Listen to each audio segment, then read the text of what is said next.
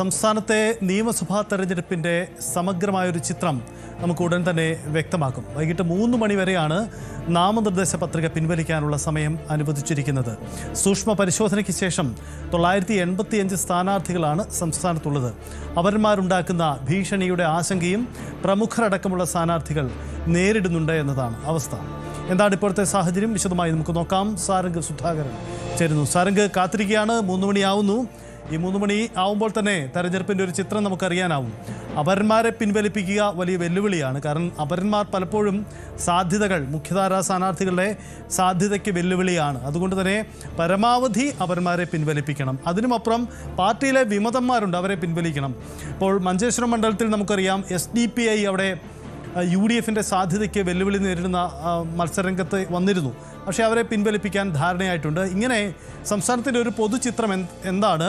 എപ്പോഴേക്ക് അറിയാൻ കഴിയും എത്ര സ്ഥാനാർത്ഥികൾ ഇത്തവണ തെരഞ്ഞെടുപ്പിൽ മത്സരിക്കുമെന്ന്?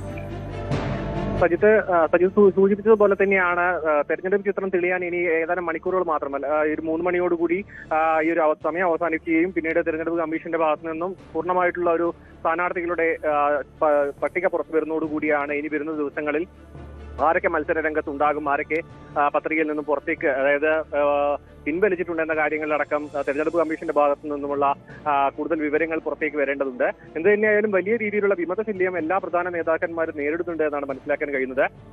മഞ്ചേശ്വരത്തെ കാര്യം തന്നെ പാർട്ടി ഈ ഒരു വിമതരുടെ ശല്യവും ഒപ്പം അപരന്മാരുടെ ശല്യവും എല്ലാം വലിയ രീതിയിലുള്ള പ്രതിസന്ധി എല്ലാ തവണയും ഉണ്ടാക്കുന്നതാണ്. അപരന്മാരുടെ ശല്യം എല്ലാ തവണയും ഉണ്ടാകുന്നതാണ്.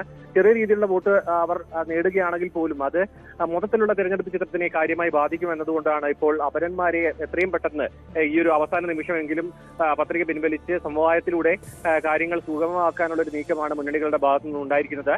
സജിത്ത് സൂചിപ്പിച്ച പോലെ തന്നെ 985 സ്ഥാനാർത്ഥികളാണ് നിലവിലുള്ളത്. കോഴിക്കോട് ജില്ലയിലെ കൊടുവള്ളിയിലാണ് ഏറ്റവും കൂടുതൽ സ്ഥാനാർത്ഥികളുള്ളത്. 17 പേരാണ് അവിടെ മത്സര രംഗത്തുള്ളത്. തിരുവനന്തപുരത്തെ കാര്യം നോക്കുകയാണെന്നുണ്ടെങ്കിൽ 16 സ്ഥാനാർത്ഥികളാണ് ഉള്ളത്. ഇത്രയും സ്ഥാനാർത്ഥികളുണ്ട്. കഴിഞ്ഞ വർഷത്തേക്കാൾ ചെറിയ വർധനവുമുണ്ട്. എന്ത് തന്നെയായാലും ഇത്തവണത്തെ മത്സരം വളരെ രീതിയിൽ കടുക്കുമെന്നും നമുക്കറിയാം. കാരണം വളരെ ചുരുങ്ങിയ സമയം മാത്രമാണ് എല്ലാ പത്രിക സമർപ്പണം ആയിക്കോട്ടെ, സൂക്ഷ്മ പരിശോധന ആയിക്കോട്ടെ, പത്രിക പിൻവലിക്കാനുള്ള സമയം ആയിക്കോട്ടെ, എല്ലാത്തിനും എല്ലാ ക്രയവിക്രയങ്ങൾക്കും വളരെ ചെറിയ സമയം മാത്രമാണ് സ്ഥാനാർത്ഥികൾക്കും മുന്നണികൾക്കും ലഭിച്ചിട്ടുള്ളത്. പക്ഷെ അതിനെ മറികടന്നുകൊണ്ട് ജനങ്ങളിലേക്ക് എത്തുക, എത്രയും പെട്ടെന്ന് പ്രചാരണം വലിയ രീതിയിൽ വലുതാക്കുക എന്നാണ് ഇപ്പോൾ മുന്നണിയിൽ മുന്നോട്ട് വെക്കുന്ന ഒരു ആശയം. ഒപ്പം തന്നെ ഇനി വരുന്ന വളരെ ചുരുങ്ങിയ ദിവസങ്ങൾ മാത്രമാണ് ഇനി ഒരു ഇലക്ഷനിലേക്ക് എത്താൻ വളരെ കുറച്ച് ദിവസങ്ങൾ മാത്രമേ ബാക്കിയുള്ളൂ. ആ ദിവസം കൊണ്ട് പരമാവധി വോട്ടർമാരിലേക്ക് എത്തുക, തെരഞ്ഞെടുപ്പ് ചിത്രം തങ്ങളുടെ മുന്നണിക്കും സ്ഥാനാർത്ഥികൾക്കും അനുകൂലമായ രീതിയിൽ എത്തിക്കുക എന്നാണ് ഇപ്പോൾ മുന്നണികളുടെ പ്രധാനമായ നീക്കം. എന്ത് തന്നെയായാലും ഇന്നത്തോടുകൂടി കൃത്യമായ ഒരു ചിത്രം തെളിയുമെന്ന കാര്യം തീർച്ചയാണ്. നാളെ മുതൽ മുന്നണികൾ ആരൊക്കെ തെരഞ്ഞെടുപ്പ് രംഗത്തുണ്ട് എന്ന കാര്യത്തിലും ഒരു ഉറപ്പ് വന്നതിന് ശേഷമായിരിക്കും മുന്നണി മുന്നോട്ട് പോവുക. എന്ന് തന്നെയാൽ ഇന്ന് വൈകുന്നേരത്തോടു കൂടി ഈ പട്ടിക പുറത്തേക്ക് വരുമെന്നാണ് മനസ്സിലാക്കുന്നത്.